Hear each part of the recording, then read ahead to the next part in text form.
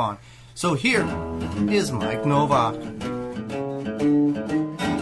And now to a man who's not afraid to tell you what you need to do to keep the planet he lives on clean.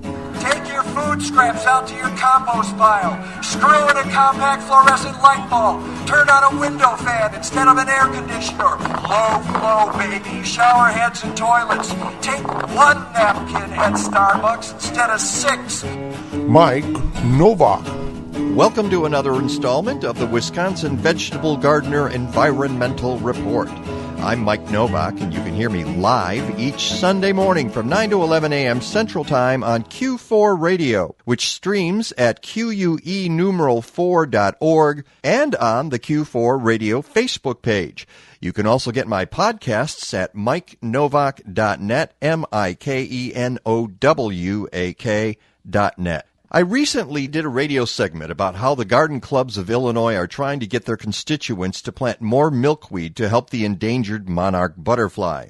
Monarchs are the only butterfly to migrate seasonally, some traveling as much as 3,000 miles from as far north as Canada to the Oyamo fir forests of the Sierra Madre in Mexico, which means that they are exposed to dangers in many different kinds of environments along the way. In a nutshell, the population of one of the most iconic insects on the planet has crashed, mostly because of, surprise, human activity.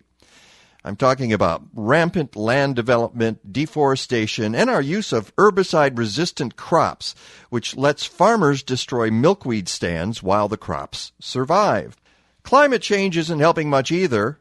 Wait a second. We're causing that too. Looks like we're batting 1,000 against the monarchs.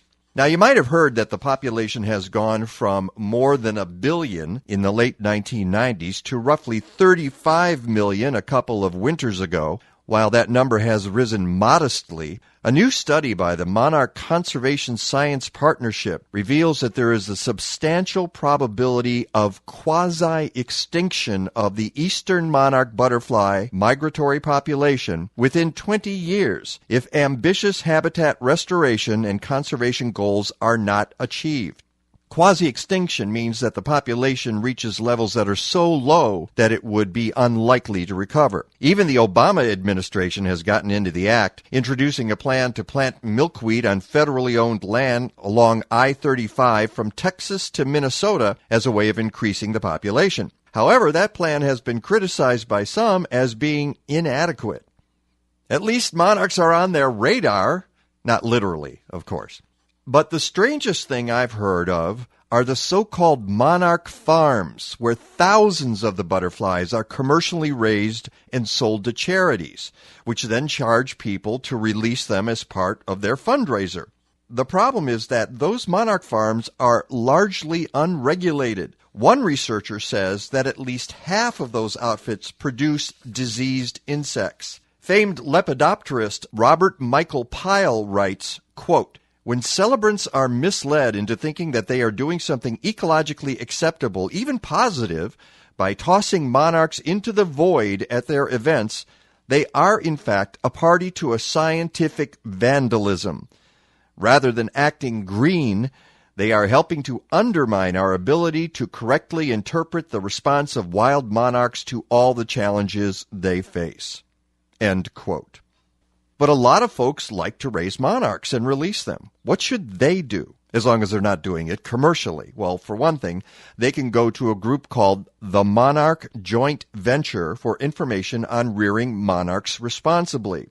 Perhaps the best thing they might do is plant milkweed wherever they can. But even that has its challenges. There are more than 100 species of Asclepias, which is the milkweed genus, that grow in North America. And it's important to plant the species that are native to your region.